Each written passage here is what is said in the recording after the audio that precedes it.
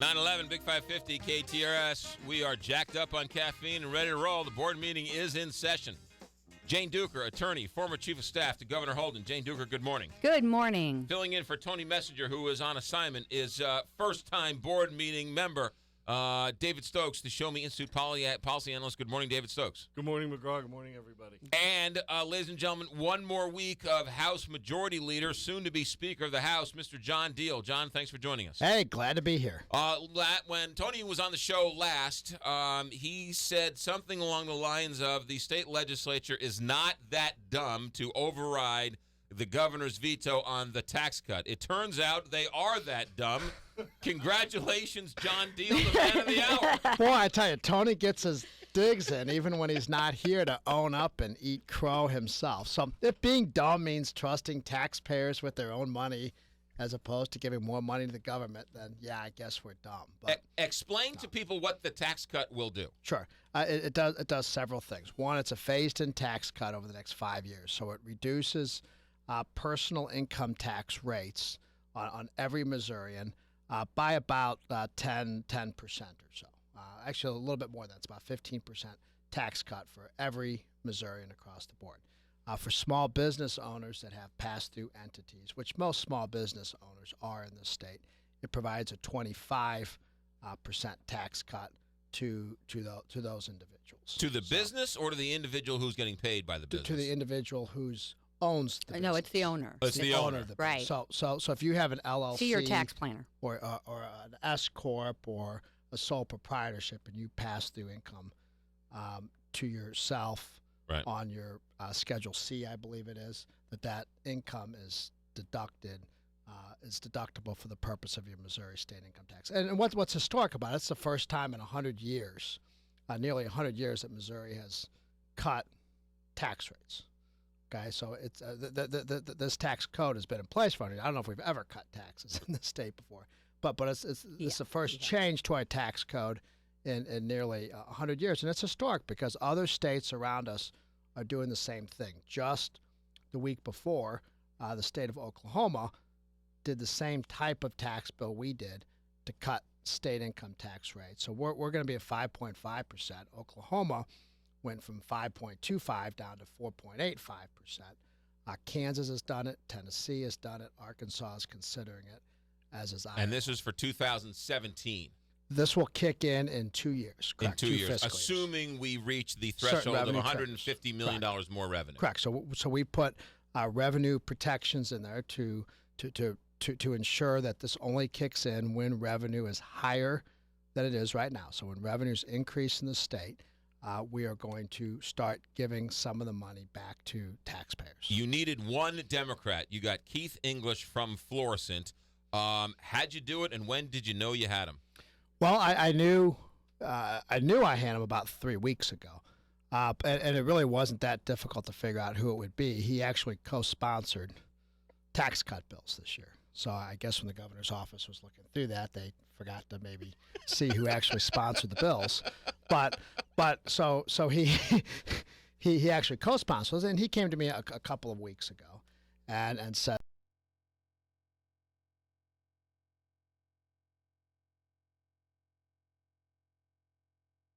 approach what was wrong.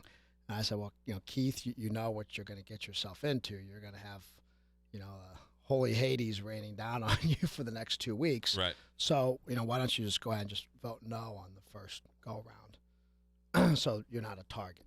Oh, so he voted against the bill originally? Okay. And so why don't you hold your fire? Right. And come on the override when it matters. And that was justified because the day after, the minority leader, Jake Hummel, came and stripped him of all of his committee assignments. Right. They're threatening to throw him out of his office and all this type of stuff. My question is, why didn't they do that to Jeff Rorta, who voted for the bill the first time? He got beat up and threatened by the governor's people and all that, and then he turned around and flipped his vote on the override because of the pressure, but I guess they didn't see fit to punish him for voting for it the first time to put it to the governor's desk. There was no party unity on the Republican side. Everyone voted for it. Yeah, well, I'm sure there's no pressure going on that side. Hold on. We'll get to Jane. Hold your powder for a second. Okay. Keith English has been quoted as saying that he didn't get anything for this. This was just his own personal He philosophy? believes in it. You didn't offer him anything. Right, yeah. There's no special deals. Absolutely not. He once again I said he co-sponsored the bills early on. So something that he believes in, and he thinks it's good for small businesses in his district, and he was willing to put aside the pressure from the second floor to go ahead and do what he thought was right. For his district. So, all right, Jane Duker. Well, I mean, this is the first thing. I mean, this is absolutely necessary for economic development, yet it doesn't even start to possibly take effect until 2017 or after. So, I mean, this idea that, and I'm not sure, I don't want to be Oklahoma, I don't want to be Kansas, and I don't want to be Arkansas. I mean, none of those states are, better than Illinois. Yeah, well, I guess. So, I mean, if that's what we're shooting for, I mean, Kansas is in crisis right now, and they're calling in special sessions, and they're in crisis. And so, no, I mean, that's not, shooting for the bottom is not something I think the state ought to do. Second of all, they keep saying small businesses. Well, if you pass through your income, I mean, go see your tax advisor, because, now just, switch what kind of company you are and just start having a 25% tax cut for any business. And I think that's some of the issue that a lot of Democrats are bringing up, is saying, this is a tax cut for the rich, because this is corporate income now that's going to get a 25% tax cut, where just a guy who makes his income off of working every day is not going to get the same proportion. So, to say that this is just for the everyday schmo is just not true. So at least own that part of it, that it is for business. So absolutely not law true. firms, I mean, why not? Just now that I'm in an LLP, Bakers, it's a partnership. barbershops. I'm in a partnership, so now, I get a 25% tax cut, which, I'm not sure that's the right priorities. The education groups, really feel like this is going to, hurt the formula. I mean, why not make the tax cut contingent on funding the formula that the Republicans passed? So, it just doesn't, there's no studies, there's nothing out there that says this is going to work. In fact, there's, studies out there that say this low tax crap doesn't do it. So, it's a big experiment, and that's fine. But here's the thing. And luckily, there's time to reverse it before it causes real damage. But here's the thing, though. Now we'll know, right? 2020. Well, we won't know till 2020, okay, and that's the whole thing. But 2020. They'll all be gone. They voted on it, and term limits will make sure that they don't have to live with what they did. David Stokes. There's lots of evidence that cutting taxes is going to have benefits to our state. I don't want to overstate what we'll get from reducing benefits or the rate from 6% to 5.5%. It's a very good step. It's a small tax. It's a very reasonable tax cut. It's putting a little bit of money back in taxpayers' hands, and for small or medium-sized pass-through businesses that they get a tax cut to is great. As I said, I don't want to overstate how great it's going to be, because that would give credence to the fears that people have that it's going to have devastating impacts on services. I mean, the idea that going from 6% to 5.5% is going to lead to devastating service cuts is crazy, and that's what opponents were saying for the past few weeks.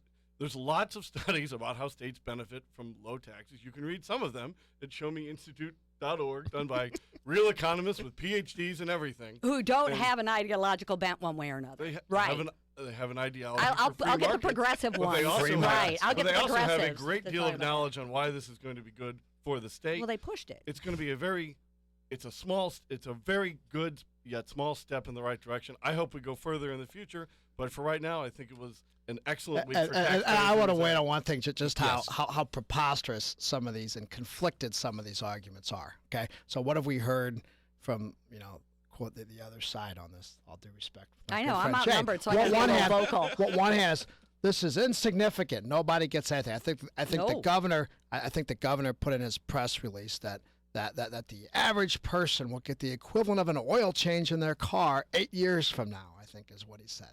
So this is meaningless. On the other hand, this meaningless cut is going to close schools and devastate education. We're going to end mental health services as we know it. The sky's going to fall. The Capitol's going to implode. All these things over what is a reasonable, measured tax cut that's designed to do two things. One is designed that when government revenues grow, we're not going to increase the size of government.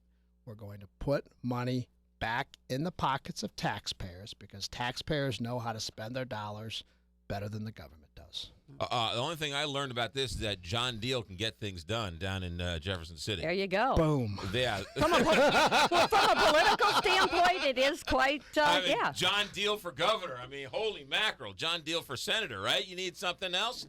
He's my Boom. man. I'm okay. State Rep, soon-to-be House Majority Leader, soon-to-be House Speaker of the House, John Deal, David Stokes, Jane Duker. The board meeting in session. Big 550, KTR.